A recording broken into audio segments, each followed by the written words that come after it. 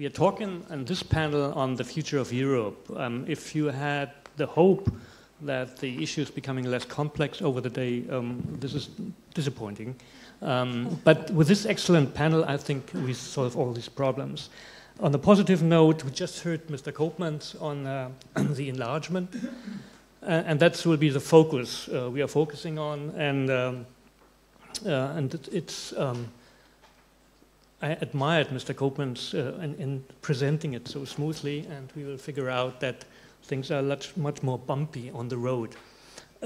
So if it comes to enlargement, which is by far not an actual topic, it has been, the EU has been dealing with that for many, many years, but there are essentially two questions Mr. Koopmans already mentioned. The one is, is the country or are the countries in concern ready to enter the European Union? And you know, the European Union is a rule-based setup. We have, Mr. Koopmans also mentioned that, the rule of law, the acquis communautaire, and the Copenhagen criteria that needs to be met that the doors to the European Union will open. That's one side.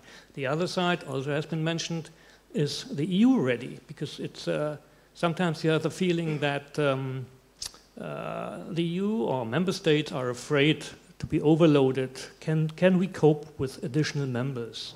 Mr. Koopmans was so optimistic to say that we can only become stronger by getting bigger. Okay, we will see. And we start with the first aspect.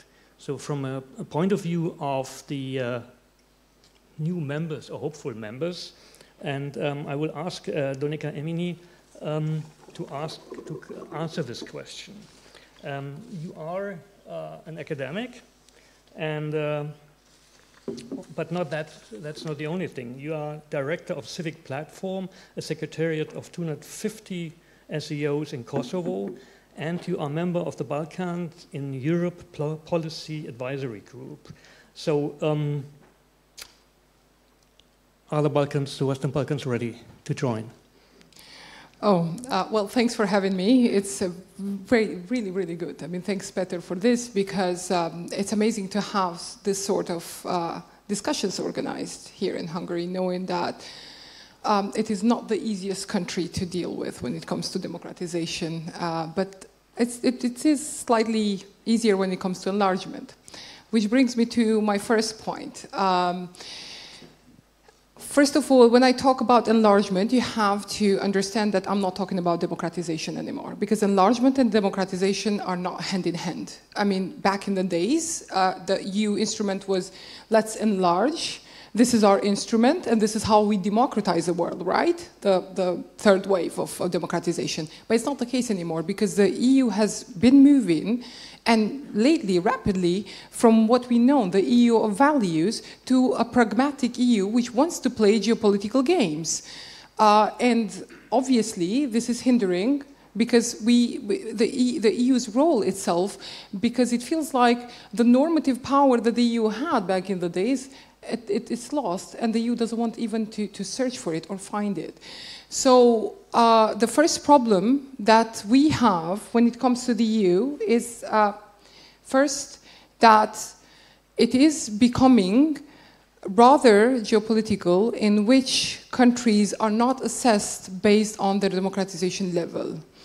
They are based on geopolitical aspects, and in this case, we will see Serbia, for instance, as a country in the Western Balkans. That is country, for instance, if you look at the EU enlargement pattern, you see that Serbia is progressing, right? They are even, that is, you know, basically the EU stance. They are preparing to even close chapters on economic aspects of Serbia. That's because enlargement is not about values anymore. It's about being geopolitical. It's about playing the proxy war, for instance, in relation to China or in relation to Russia, but not necessarily about values itself.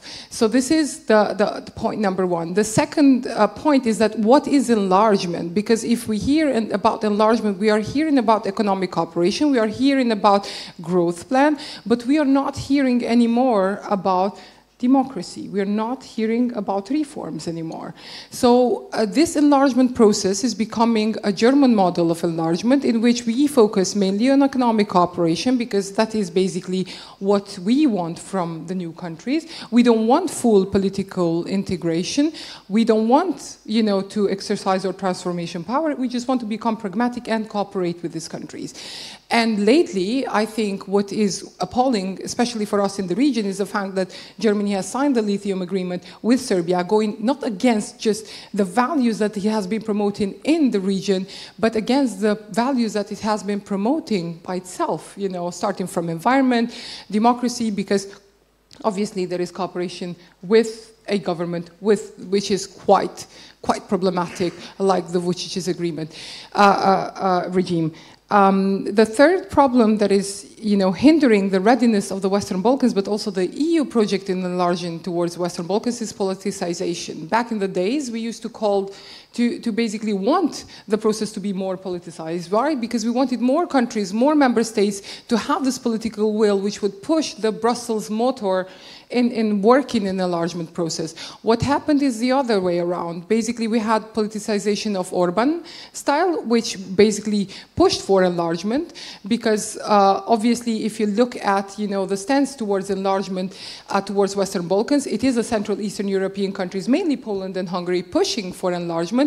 But this was mainly, you know, driven by the fact that these countries wanted to bring more autocrats on board, to challenge the decision making within the EU, rather than to democratize the region and have a bigger, healthier, and better Europe, as we heard in the keynote speech. And then the second politicization, which was very detrimental for the Western Balkans, it was the blocking countries. We had Greece and Macedonia, North Macedonia, then we had Bulgaria and North Macedonia, then we have Serbia with Kosovo, then we might have Greece and Albania, or potentially Croatia with Serbia. So politicization has been part of the enlargement process, but negatively.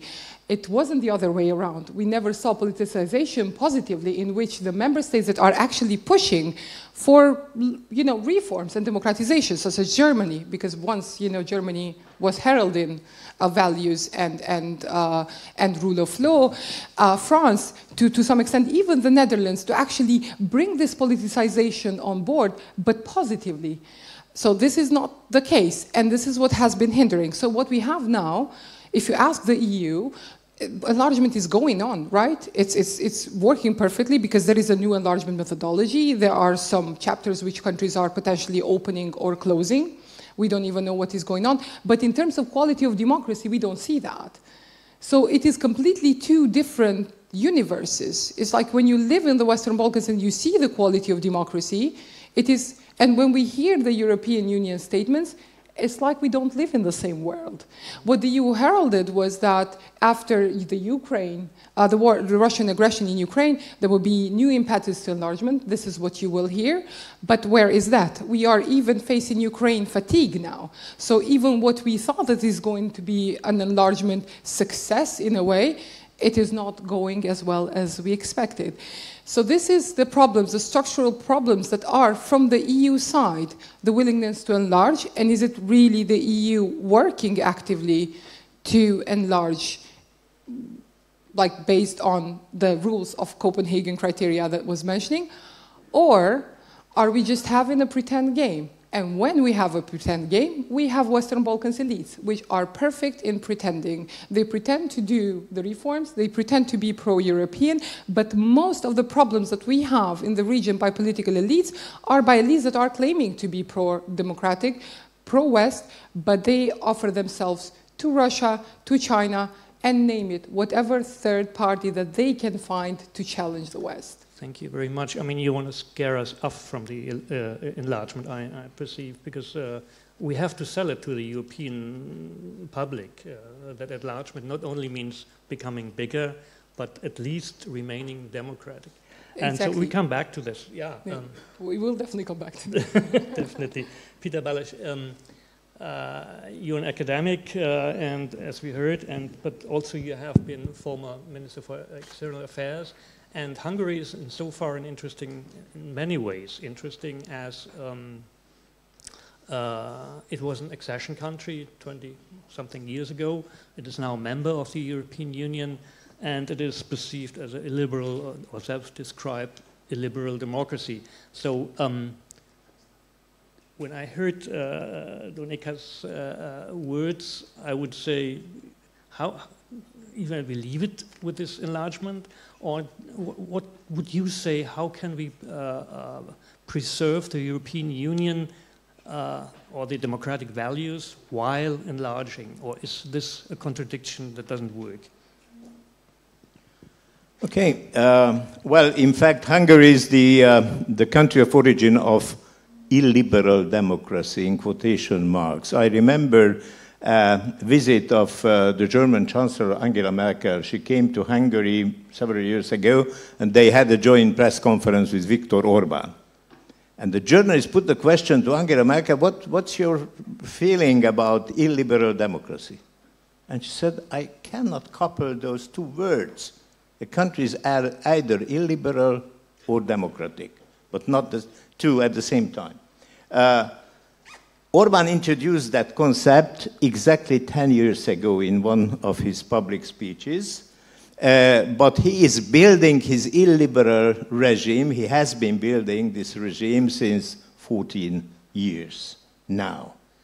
And the outcome, the result is that if Hungary applied today for EU membership, she wouldn't be admitted at all, because we are not complying with several conditions.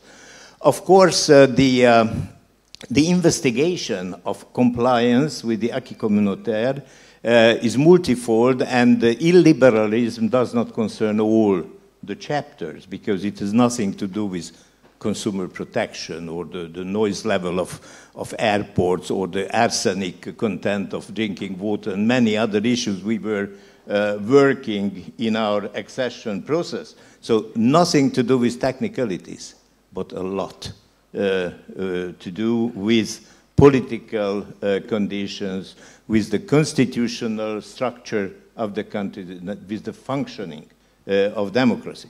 So it would be a very serious obstacle. We have basically in Article 49 of the Basic Treaty, we have two basic conditions. One is European countries. This is easy to define. And full compliance with the rules of the club. And illiberalism is a diversion from the rules of the club. So in some cases, President Vucic is a close friend of Mr. Orban. So he is following him. But the problem for us, 20 years after EU accession, is that EU membership was a useful and necessary, but not an absolute condition for maintaining and anchoring democracy. It was our hope after the systemic change that with EU membership we will stabilize the new regime forever. It hasn't been the case, because it can be changed internally within the European Union. Hungary is a textbook example. Poland is a very good example for the possibility of changing back, returning to democracy. And I'm following closely the developments in Slovakia today and in several other countries. Thank you very much. I mean, there has been a long complaint about that in the accession process, lots of criteria have been applied. But once a country is in the EU, there are little means to keep them on track. But if now under the given situation, I think that's not a motivation to let other people, other countries in that already are obviously visible, not complying with the acquis communautaire. But we will ask our colleague from the European Parliament after that. To Nguyen, you are director of the Jacques Delors Center, and interestingly, you have been appointed by the German government to the Franco-German expert group on the EU institutional reforms, which is something, it's not only that the accession countries have to comply with certain rules, but the EU has to change too. So I would like to hear your take on what would you recommend that enlargement is possible, and at the same time we can preserve democracy in the Union? Yes, so thank you very much also for me for the invitation. Coincidentally, our report came out almost exactly 1 year ago. So yesterday, 1 year ago, someone just wrote to me, and we really looked at the question, how can the EU institutionally prepare for enlargement, and what reforms do we think are necessary for the EU to become a union of more than 27, of 30, 36 member states. And this is actually also part of the Copenhagen criteria, right? So it's not just about candidate countries being ready to join the EU, but also the EU needs to be ready to absorb new member states. So it's called absorption capacity, or it's and I think there's a lot of different discussions. So we had some are more technical, the number of MEPs in the parliament, perhaps the number of commissioners. So this is not very technical, but also has practical implications. But I think the three largest areas that I would see and that also come up in the discussions over and over again are the rule of law, capacity to act, and the budget. So on the rule of law, we have heard it already. There is, of course, this fear that once we let new members in and do not have the necessary rules in place, that there would be a second Hungary, in fact. Right? So there is this Hungarization of the discussion on enlargement. How can we prevent member states that enter the EU to slide away from rule of law standards? How can we improve the instruments that we have to ensure that rule of law and democracy standards are adhered to once member states are inside the EU and not just in the accession process? The second one is the question of capacity to act. And this really relates to the question, how does the EU take decisions?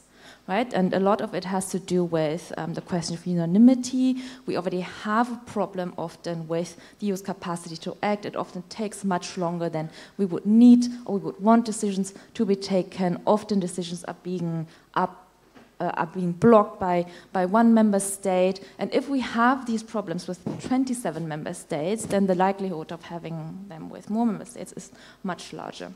Of course, this is a very, very sensitive topic, particularly for smaller member states that fear they would lose their voice, or that they would be overvoted by larger member states. So I think this is also an area where there's a lot of gray zone. So if I'm talking about capacity to act or decision making, it does not mean necessarily introducing QMV, but it is more the question of how can we reduce unanimity and reduce the risk of being blocked by individual member states, even when it does not necessarily relate to the decision at hand, but rather because they want to extract concessions in other areas.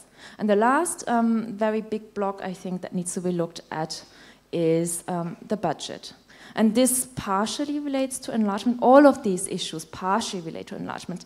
All of these issues are issues that we already have in the European Union, but there's a risk that they will be compounded once we become bigger, right? And with the budget, we have had all of these reports this year, letter report, Draghi report, that talk about the need for more investment. At the same time, we have the Next Generation EU fund that will run out in 1.5 years, in less than 1.5 years. And that needs to be repaid very, very soon. And we then have, of course, the question of the costs of enlargement itself that then comes on top of it.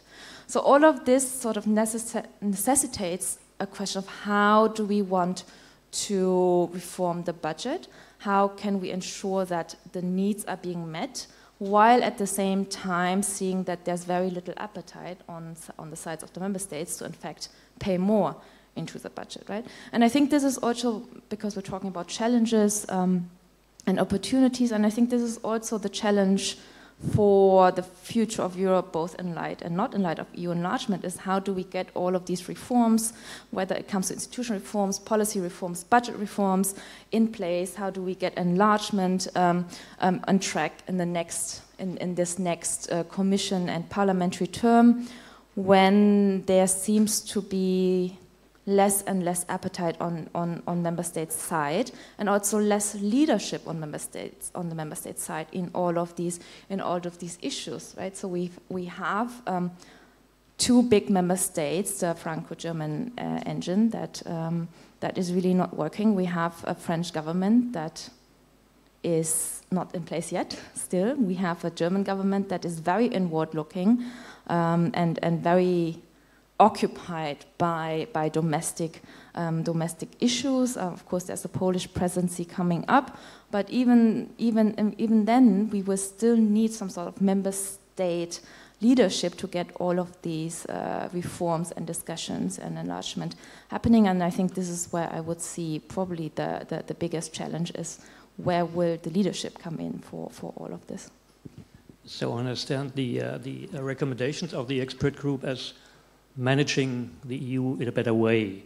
There is little gain if there is no leadership, as you just said. Yet now on the concrete situation or question, it may be that in 2025 Western Balkan countries are joining the EU.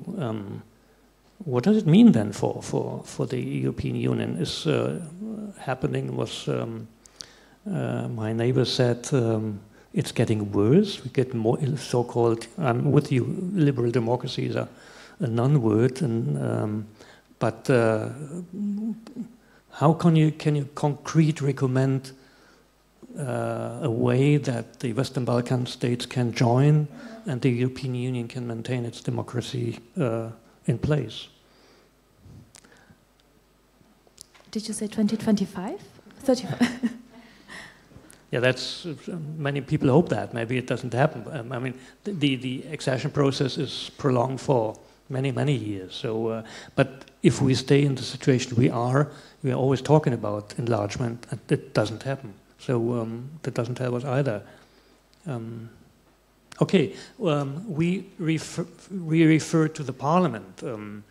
Sergey Lagodinsky is a member of the European Parliament, and he has been MEP since 2019 and is vice chair of the Green European Free Alliance.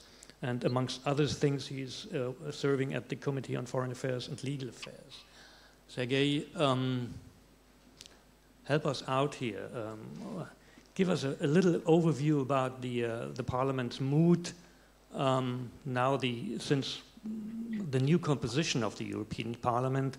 What is the mood vis-à-vis enlargement, and what is your take on the discussion we just had?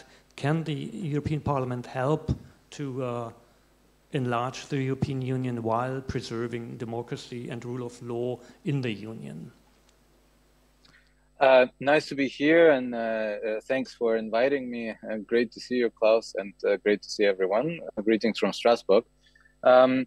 Well, I think generally, and this has nothing to do with elections, I would say that there is a revival of enlargement as an instrument of our foreign and European policies. And the reason for it is, of course, what's going on east of us.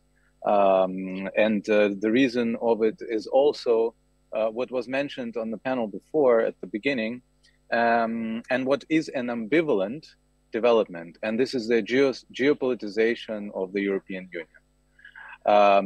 This has various reasons. This has also one reason that I have been criticizing for the past, I don't know, 3-4 years.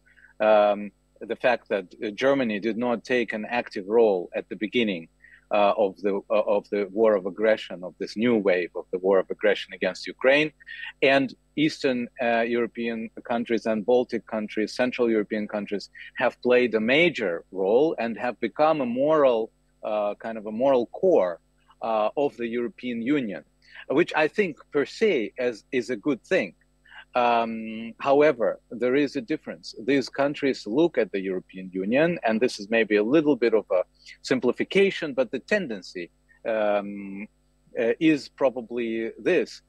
They look at this through the prism of a geopolitical confrontation, and this is the geopolitical and geographical fact for these countries. This is a historical fact for these countries, and this is part of the identity of European identity of these countries. So I don't think anyone should be blamed for this, but there is a shift. And the question is, what do we want to do with this shift? I think we should first celebrate this shift, because European Union, and that's why von der Leyen was right, in saying that her first commission, von der Leyen one, would be a geopolitical commission. Well, this union has become a geopolitical union during the past years. And from that perspective, the European Parliament is also joining forces. And the look and the outlook is now towards the east and not towards the south of the European Union. At least this is what the main vibe in this parliament is. So we were pushing actively to advance the cause of Ukrainian membership plans. We were pushing actively on Moldova, and we were pushing until recently actively on Georgia. And there we will have to see what we're going to do with that. Maybe after the October election, there will be a new understanding of how to deal with Georgia. Now we have new candidates, something that people don't speak very often about outside of this parliament and of the EU institutions. We have Armenia, a country that wants to free itself from the very fatal relationship with Russia, historical relationship with Russia, which is threatened by Azerbaijan and also sometimes not openly, but by Turkey, and which is also, at least, whose leadership has decided it wants the trajectory that Moldova, Georgia, and also Ukraine took. They want a trajectory towards European Union. Another case to think about membership. These are very often geostrategical decisions, but these are decisions also guided by our values, and this balance must be kept. I would warn everyone to look only at new members as problematic members in terms of values and rule of law. Let's look at the situation in Italy, a founding member of the European Union. So it's not just a matter of accession, it's a matter of the state of our rule of law and democracy in general. And maybe we should think about this independently, these two questions, because they are very often linked, because of course we see it we look at newer, more fresher member states. I mean, what is new? 20 years, it's not new anymore. But the fact is that we have a general rule of law and democracy problem, and this we will need to address also within the debate on reforms of the European Union. But it doesn't mean that we should hesitate to open towards Ukraine and towards other countries. There are technical issues, and they will be open. There are issues of unanimity of this decision. And this unanimity we will not be able to avoid of the decision of accession, because this is a treaty. It's still a treaty. And we would need every member of the treaty to decide with whom they want to be together in a union. And there we will have a lot of questions, not only from usual suspects, but also from countries like Poland, regardless of their government, regarding the agricultural situation, and of many other countries who, for various reasons, will have their questions, also security questions, when we will be talking about the membership of Ukraine. I don't think that Moldova is a big problem. In Moldova, we have a large share of population already now who have European passports because of Romania's policy to grant European passports to Moldovans.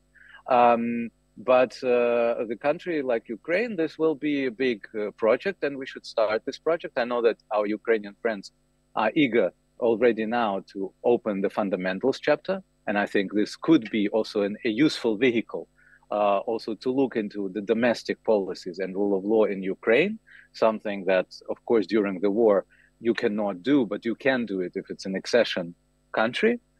This is something that I also advocated, having been chair of EU-Turkey delegation, also vis-a-vis Turkey, not stopping the accession process, but using accession process also to have a say on domestic and democratic situation there. So how did this change with the new elections? I don't think it changed. Of course, we have a larger share of right-wing parties, of pro-Russian parties, but they are not the majority. The majority is still pro-accession or open towards accession, and this spirit will remain. The council is going to be the problem, because we are seeing as like one after other countries are switching towards a right wing or going to the pro-Russian left wing. And that will be the deadlock, not the parliament. I don't think the parliament will be. Thank you very much. You want to react on that? Well, I mean, the parliament was never the problem. But then the question is, who actually listens to the parliament, to the resolutions that derive from the parliament? And, you know, like when I worked in Paris for Brussels, the question was, okay, so who you can talk to? You can talk to parliamentarians. But then the level of difficulty, like who is a gamer? You understand, the next level. The next level is the council, and then the commission, and then there is a council. And in the council, you can have all the processes, and they are blocked by the member states. So it's the structural problems within the EU that have to be addressed. Which brings me to the point that, you know, I completely agree. The capacity to absorb. We have all these problems with enlargement because there is the limit. The capacity to absorb has reached a limit which the EU doesn't know how to address. Is it because of the German-French machinery not working properly and not steering the EU to a union that is at least functional? Then it could be that. It could be the lack of leadership. It could be the lack of plan. How do we move from here? Because you see the Germans are still pushing for an economic union, hoping that the invisible hand of economy is going to fix all our problems. This is, you know, this was also the case with Western Balkans, hoping that you throw money to your problems and you will cover it with money, and then, you know, when the money goes away, the problem goes away with it. It is not the case. This is a case with also, you know, then what does France want, you know? For us, it's a very mixed message. Without you understanding what kind of the EU you want to have and bringing us on board in that discussion, there is no way that we are going to build something that is structural, that is going to be sustainable. Because then France, there is the idea of core, periphery, European political community, all kinds of debates that derive from France, which are half-baked, and not even France actually goes along with it. And then the second issue is enlargement. It is not, I mean, 2025, 2035, we would still be talking about the same issue if the EU is going to move in the direction that is moving now, or at the pace that is moving now. Because in addition to the reforms that within the EU need to be done in order to increase this capacity to absorb, then there is, you know, what kind of enlargement do we want? Because, you know, if you have been following the enlargement debates lately, it's never about enlargement as we used to see in the previous waves. Now we are talking about economic enlargement. Now we are talking about staged accession. Now we are talking about phased accession. We are talking all kinds of accession, but not an enlargement that we used to see before. Because, and then we are happy with whatever the EU offers. That's why we are happy with the growth plan. But the growth plan is not fresh money. It's the money that has been there. It has been there, like, you know, before. But if you don't have a sustainable system that absorbs this money, it is going to subsidize Vučić and autocrats. You know, like we basically are subsidizing autocrats with EU money. So we have to be blunt about it. And this, you know, this is the only way that we actually stop. I mean, I know that we scare the EU with these kind of discussions, but I had this discussion 10 years ago when I was working in Paris. And it hasn't changed since then. So, you know, unless we talk about it and we name the problem, then we can't fix the problem. So, you know, that is the second one. The EU was too ambitious when it launched itself in the Western Balkans, believing that what worked in the Central Eastern European countries, it would work in the Western Balkans too. So basically, with the tools to build a bike, they tried to build a plane. And the worst thing is that they didn't build the plane before taking off, they actually built it while flying. And it fell apart. So we can introduce new documents. The EU loves regulations, you know. But, you know, the enlargement methodology changed. What has it changed since 2020? 4 years. Read the reports about the level of democracy, the quality of democracy in the region, and then you will find out if it works or if it worked or not. And then, you know, like there are like debates about this staged accession, which the EU took from the Western Balkans in a way, and now they don't know what to do with it. They don't know how to introduce it. They don't know how to implement it, but it's just there. And if you see the way that the enlargement portfolio has been even distributed, you can see that actually no EU member states want to deal with enlargement because it's such a difficult portfolio. They would rather deal with fisheries, oceans, or whatever, but not with enlargement. Because then you will have to not only fight for regions which, you know, basically with member states lacking appetite for obvious reasons, but also you have to confront the countries that are blocking in a malicious way, blocking because it's simply not in their agenda, or, you know, the countries that are constantly skeptical about EU enlargement, and you constantly have to convince and to fight for it in Brussels. So these are the problems that the EU should look at, and then it's a vicious cycle. From the point of view of the Western Balkans, I do agree. We have no appetite for reforms. You know, our leaders call reforms painful. Because it's painful. It's painful for an autocrat to become a democratic leader, right? So if the process of the EU kind of, you know, puts them in this trajectory, it is painful, but it's not painful for the citizens of Kosovo or the Western Balkans. And the third point is, what scares me the most is that the hope was there for Turkey. Where is Turkey now? When the EU talks about Black Sea, it actively excludes Turkey. Like, you know the role of Turkey in the Black Sea? The EU pretends it's not there. And soon it will pretend Georgia is not there because, well, I mean, the government is problematic. And then work with, juggle between Moldova and Ukraine. The second phase was Western Balkan hope, which was in 2003. And if you talk to people in 2003, many say that the next day after Thessaloniki summit, there was no appetite and no one took it seriously. And the third one now is with Ukraine. Ukraine has 44 million inhabitants. It is way bigger than the entire Western Balkan regions. It's quite problematic, is it? Or we don't know how the country is going to look like after this. With the EU launching this, you know, okay, this is my card, I give you the geopolitical membership card, and not then work on it actively to deliberately not only deliver, but work with the government to actually, you know, make the reforms happen, there is going to be disappointment. I hate to interrupt you, but Sergey Lagodinsky has to leave in a couple of minutes, so I would like to give him the chance to react on this.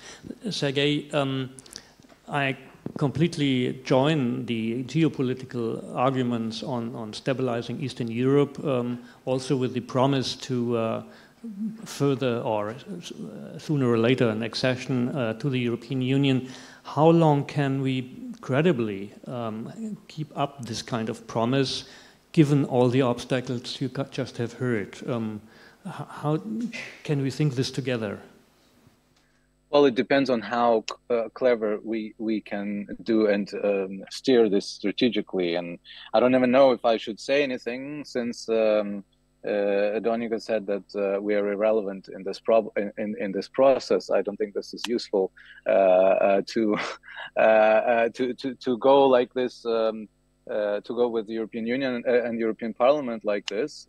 We are an important also platform for debates, because you're saying that debates are important and we should bring them to a different level. Well, European Parliament is, for example, a place to bring them to a different level. We do have a say on the accession treaty. Without yes from the European Parliament, there cannot happen an accession. And we do have a say also on funds, on IPA funds, and on distribution of funds and reforms, on our agricultural policy, etc., etc. So I wouldn't dismiss European Parliament. I know that this is a popular opinion of many who are doing foreign policy, but European Parliament is not just foreign policy. We are a regulatory power. And a pain in the ass to many. So, but just to finish, Klaus, on you, because you want to intervene and to tell me that I should go back home. No. Get a note that you have to leave at 4:50. So if you stay with us, that's fine. No. But what I wanted to say, yes, there is a conundrum, but this conundrum is there. every wave of accession and enlargement changes European Union. It's not like European Union is just getting larger and larger and stays the same. It changed with Eastern accession, of Eastern neighbors, and it will change with an accession of Balkan countries or with accessions of Ukraine. Turkey, I don't think this is realistic in the near future, but we should still not write it off. And of course, a larger European Union is totally different in its fabric than a small Western, cozy Western European liberal democratic union. This will be, our world is changing. So let's be more open towards those processes instead of trying to preserve the world that we are used to or have been used to for the past 50 years. Thank you very much. I join you in that the European Parliament is a very important actor. Just a word on the Commission. We have a new European Commission, and can you assess already where they stand, the new Commission stands in this question? It's very early to assess. We have an enlargement portfolio that was taken away from Hungary. Sorry, Hungary, but I think Oliver Varhelyi was not the least controversial commissioner, and he was, well, I'm not sure punished. I mean, animal welfare is something that is close to my green heart, but it's quite a change, a topical change. Slovenia and Slovenian government is not an easy partner either. I have many questions to Slovenian government, for example, regarding their policy vis-à-vis Eastern Europe and vis-à-vis Russia.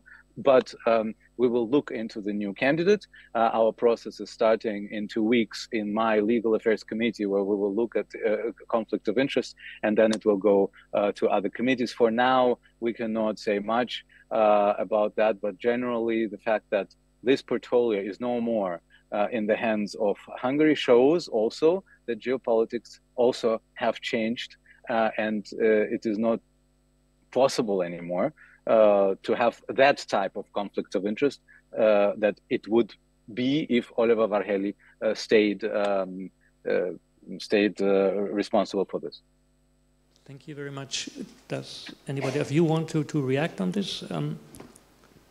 I wanted to perhaps say something on the seriousness of the EU and the member states on enlargement. I think there has been a notable shift when it comes to the stance of member states on enlargement, of course, especially in France. And I think the discussions that we are seeing on absorption capacity, on reforms, on different ways to perhaps integrate new candidate countries, new member states before full membership, is a signal that the EU is taken seriously, because they're really thinking about it. They're thinking about different ways. They're thinking about how to prepare the EU. And I know that there's some skepticism also on the debate on reforming the EU, whether or not that is simply a means to delay accession. But I think it is actually a sign of the EU seriously engaging with the question, what would happen if or when enlargement happens, because now it is a question of when, and how can we best make sure that it will be a success. So I think there actually has been a shift in the enlargement debate, and I think there's a seriousness to it also when you look at what is coming now from the Commission soon on the pre-enlargement policy reviews, the debates that we had at least a year ago on how to prepare the EU. I think this can also be taken actually as a sign that it is a serious discussion in the member states. Thank you. Péter, Balázs. Yes, I think Sergey told something very important, that the EU has changed with each and every enlargement. So it has never been the same after the accession of new countries. And this is a very important point, because the EU has started with 6 members, and it has grown like a teenage boy who was wearing small size clothes, and today that boy is XXL, and we are still putting on S trousers, because our institutions have not changed. We are working on the same basis. And it is not only the growth of the number of member states from 6 to 27 today, but the enlargement of the activities. They have started originally with 3 common policies: trade, agriculture, and transport. Today, we have, by any approach, about 20 sectors where we are doing something in common. And there is a third dimension of growth. This is competencies. At the origin, there were member state competencies and community competencies. And after we had mixed, we have the open method of coordinations, we have at least 5 different levels of competencies. So if you put it together, you get a fantastic Rubik's Cube, 27 member states, 20 sectors, and 5 levels of competence. It is too big. It is too big, so before any enlargement, there should be a fundamental reform, because otherwise we couldn't continue. This was the intention of the European Constitution of the convention. I used to be a member of that convention many years ago, and our dream was to introduce reforms. Already the candidates were invited before enlargement takes place, but it didn't happen. So we have also forgotten there is a provision in the treaty that the number of the commissioners should be reduced to 2/3 of the number of member states by 2014. 2014 was the deadline, and there was a silent decision, an almost secret decision of the European Council to postpone that date sine die, so there is no new target date.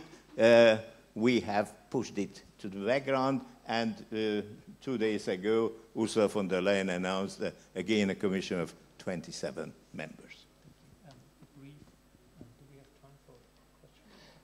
Just a brief intervention. I have been misunderstood. I said that the only institution we could actually talk to was the parliament. So we called it the most normal one. The one that was actually listening, was touching base, was, you know, having resolutions, and was pushing for policies, especially enlargement policies in the Western Balkans.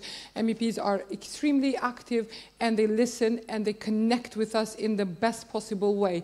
Hence brings, you know, my point of the need to reform, because whatever the parliament or even the commission does, it was extremely problematic when we dealt with member states.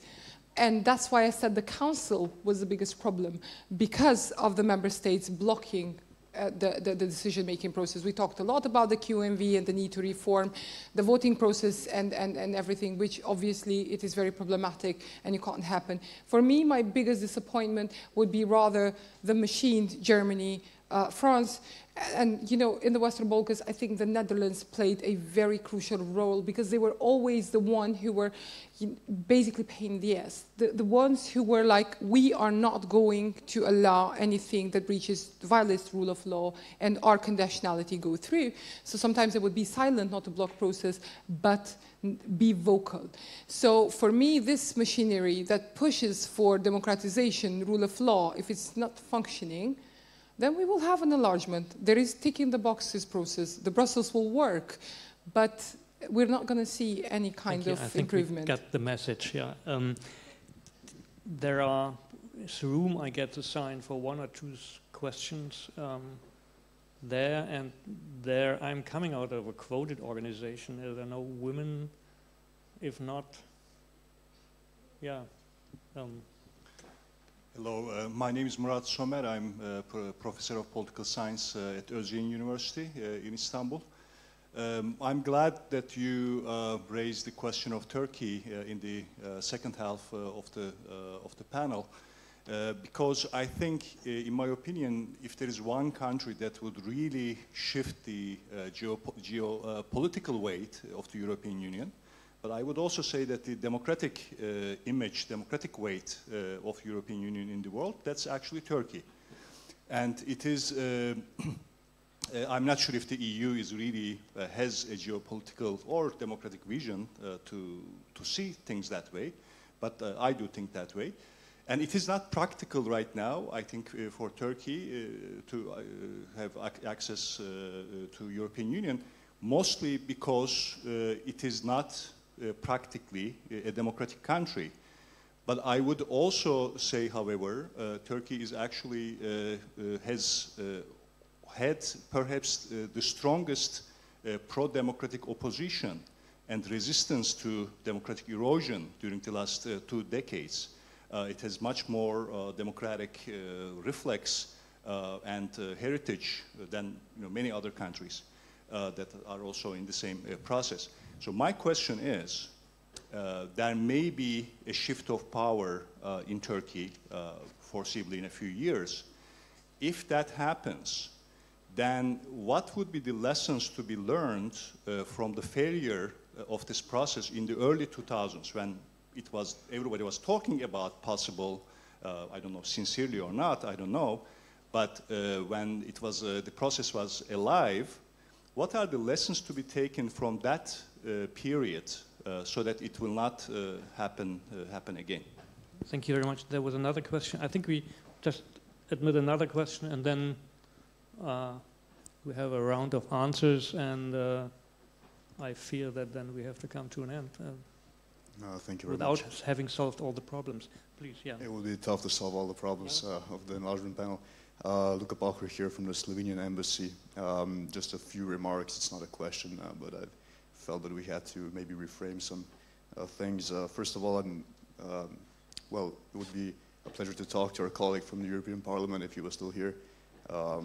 He said that it would that he would have some questions to the Slovenian government regarding our Russian policy. I would be eager to ask him what he meant by that. The Slovenian government has a very pro-Ukrainian stance when it comes to the war and aggression, and one of the few governments actually in Europe which has no double standards when it comes to the war aggression from Russia to Ukraine, and then when Israel and Palestine. Second, you mentioned, dear colleague from Kosovo, if I'm not mistaken, that no one is excited to have the enlargement portfolio. I have to say that Slovenia is very excited to have the enlargement portfolio, and we are looking forward to taking this challenge on. I don't know if you know, but in Bled last year it was the Bled 2030 pledge given, which from Charles Michel, saying basically the enlargement will happen by that year. This is also very hopeful, but nevertheless, I think that our candidate for the Commission, Marta Kos, is more than capable of providing her expertise and leadership in this manner. And thirdly, I think this is something that giving the enlargement portfolio to Slovenia is also a recognition of Slovenia's importance when it comes to sharing expertise, knowledge within the Western Balkans. To not say that the Western Balkans is now, we're moving towards the trio in the East. I think Europe should be very keen on giving the importance to the Western Balkans, same as to Ukraine, Moldova, and Georgia in this sense. So this would be a few remarks, and I'm welcome to... Thank you very much. I didn't get really the question, but maybe that's just because a statement. There was none. Okay, thank you very much. So what leaves is Turkey, and you know we have a long history in debating Turkey. Anybody appetite to answer the question? Please go. Yeah, I'd like to react to the question on Turkey. Turkey is an extremely important partner of the EU, and the EU has missed the opportunity to find an appropriate solution for Turkey. It was sometimes by the end of the last century when Turkey applied in '87, and they were waiting patiently 12 years until in '99 the EU gave a positive answer. Yes, you are a candidate. It was a very long time. And there was still an opportunity to find something, because which are the main arguments against Turkey? One is the budget. I don't think it would be a serious obstacle, because there is money in the EU if we find the right keywords or under the pressure of the COVID pandemic. We could increase the EU budget by 75% immediately. And there is now the plan of Draghi on the table, suggesting, again, roughly doubling the EU budget if the member states agree. Islam is not a real problem with Turkey, because Islam is already in Europe. Let's make a clear difference between extremists and terrorists and the traditional Islam culture. So these are two different things.